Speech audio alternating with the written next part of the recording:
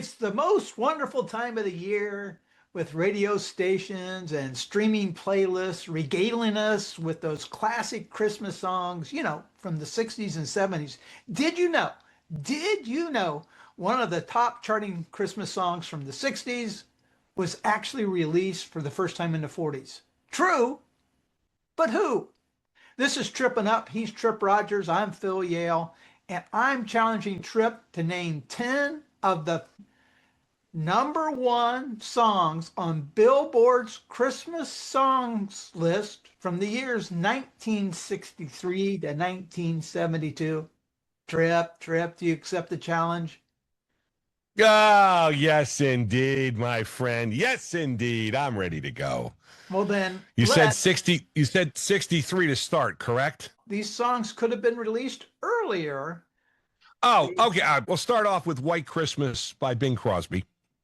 Yep, that is absolutely the one. And that, by the way, is the song that was actually first released in the 1940s, 1942 to be exact, and is credited as the best-selling physical single of all time, by the way. Yeah, and he re-recorded it a bunch of times. The Christmas song by Nat King Cole. Absolutely. That was the number one on this list 2 years, in 1969 and in 1972. Song written by Mel Torme. I didn't know that, by the way. Oh, yes, the Velvet Fog. He's the man. Rocking Around the Christmas Tree by Brenda Lee. It was a perennial top 5, but did not peak at number 1 in any of those years. Jingle Bell Rock by Bobby Helms. That indeed is on the list. Rudolph the Red-Nosed Reindeer by Gene Autry. I was just listening to that song this morning. The problem was not enough people listened to it back in those years. It is not on this list. Snoopy's Christmas? Snoopy's Christmas by the Royal Guardsmen. 1967, it peaked at number 1 on this list. That's obviously associated with the character from Charlie Brown, but they didn't have permission to use the likeness, and they got sued by Charles Schultz on that one. They had a cottage industry because they had Snoopy versus the Red Baron. Then Snoopy's Christmas was the follow-up. And then in 1968, Snoopy for President. There you go. Along with Pat Paulson. Yes. Well, was Paulson 68 or was Paulson 72? You're probably right about 68 because he was on the Smothers Brothers comedy hour, and he did that. So, all right, we digress. I want to go Happy Christmas, War is Over by John Lennon and Yoko Ono. Great tune out on this list. A lot of these could be early in the 60s or early in the 60s and made their appearance at number 1 in the 70s. Because, these holiday songs repeat. Yeah, most definitely. How could I miss this? It's the Most Wonderful Time of the Year by Andy Williams. It is indeed on this list. Again, I learn something new with every episode I do. That song stayed on the charts for almost 100 weeks. Unbelievable. The other Andy Williams song, the holiday season, Happy Holidays, holiday season. Did that hit number 1? No, it did not. Do You Hear What I Hear by Bing Crosby? Not on this list. By the way, Tripp is not made aware in advance what the challenge is going to be. His answers are coming right off the top of his head. How are you doing? If you think you can name the number 1 songs from 63 to 72 Christmas songs, let us know in the comments. Like this episode, subscribe to this channel. Little Drummer Boy by Simeone Chorale. Number 1 on the list. Absolutely correct. I got to believe one of the Phil Spector songs is on there somehow. I said Rockets or Crystals, and I'm not sure which versions it would be because they did a couple of them. And if I'm wrong, you can tell me. You're wrong. Neither one are on the list. Oh, okay. All right. Let's see. That's 63 to 72. So Mariah Carey wasn't even born then. So we don't have her on this list. We do not have her on this list. Elvis Blue Christmas. Oh, I was getting ready to give you a hint. That's absolutely right. Yep. Yeah, Elvis Blue Christmas.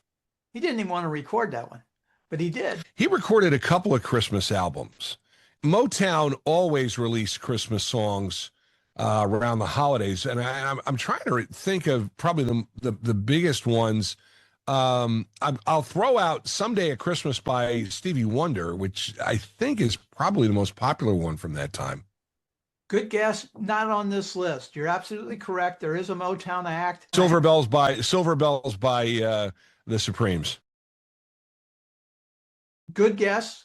This was a family group. Santa Claus is coming to Santa Claus is coming to town by the Jackson 5. Michael Jackson was a whopping 12 years old when that was recorded. Yeah. Okay. There you go. And then perhaps the purest voice of the 70s. Another family group. Merry Christmas, Darling by the Carpenters. She was 16. Karen Carpenter was just 16 when she first recorded that song, although it wasn't released until she was 20. You've got 9 already. We were looking for 10. Earlier, we talked about Snoopy, of course, as part of Charles Schultz and Charlie Brown. The artist's name was close to Charlie Brown. The Eagles actually covered this song, and it was very Please popular. Come Home for Christmas? Yes. By Charles Brown. That is correct. Very good. So you've got 10. So you've already successfully conquered this challenge. There are 3 more number ones. One included a bunch of animals. Singing dogs? Jingle Bells?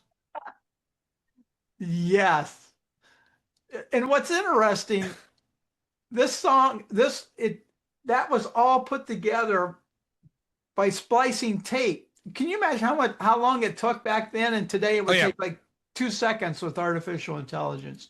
Digital editing. Yeah, it's a game changer. I gotta go. Chipmunk song by the Chipmunks. Good song, not on this list. Herb Alpert. The Bell That Wouldn't Jingle. No, that Bell That Wouldn't Jingle wasn't number 1, was it? No. Nope. It's the same. What else did they? It's the same. This actually already appeared by another artist. Was I right about Herb? You were correct about Herb. Think Nat King Cole. Oh, the Christmas song? Yep. By the way, I'm fact checking that right now. That doesn't sound right to me. Okay. Herb Alpert. Herb released an album of Herb released an album. I know that for a fact. And it had The Bell That Wouldn't Jingle was one of the songs. In fact, we played at WTRS, and he did a version of, I think they do a version of Jingle Bells, because I've used that as an instrumental. But it could have been. I mean, again, these were songs in the 60s, and if they pushed them, it could have been number 1. I mean, Hey, Tripp, I did some fact checking. That Christmas song by Herb Alpert peaked at number 3 and did not peak at number 1 in 1968. Okay. But you're right. The album did. The album did peak at number 1 on the album charts. One more left. This is a female vocalist from New York City. Boy, you got me on this one. You really do. I'm totally lost. And when you tell me, I'm going to go, oh, I can't believe I didn't get that. Barbra Streisand. Oh, Jingle Bells. In the 90s, Rosie O'Donnell played it like every day on her talk show.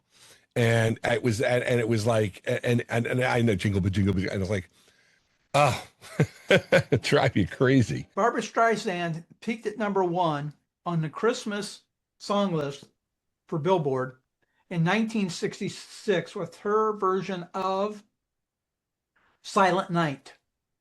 Oh, Silent, wow. Silent Night. So let's go through the entire list here, Tripp.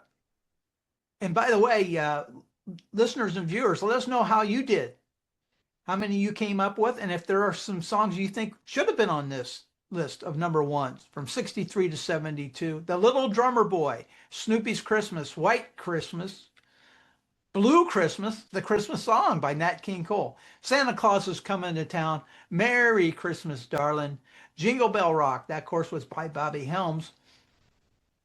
It's the most wonderful time of the year. No, I'm not going to sing. Of course, that was Andy Williams. Please Come Home for Christmas, Charles Brown, The Singing Dogs with Jingle Bells, and Silent Night by Barbra Streisand. Those were the #1 songs from 1963 to 1972. Hey, check out the end of this video. There's a link to a mystery pack reveal. Tripp and a couple of our buddies, Gary Weiler and Dave Russell, went through a mystery pack of Christmas songs. You can check out that episode. Do you have any post-show comments on this, Tripp? It's kind of interesting that Billboard has changed their methodology to re-add Christmas songs. So it's amazing how well some of these songs turn out. And if you look at the Billboard, because now it involves streaming too, and we talked about Mariah Carey real quick, but Brenda Lee hit #1, and it was 40 some odd years after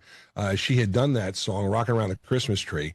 And all the old classics all show up on this list. It's just amazing how many people enjoy that. But of course, we've also had a huge explosion in all Christmas music stations in the last 20, 25 years.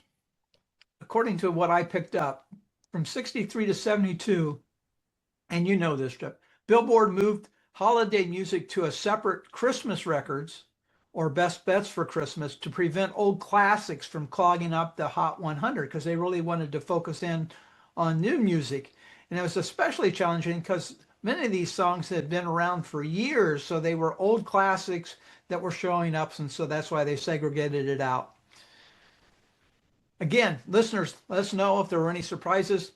Please let us know in the comments, like the episode, and subscribe to the channel.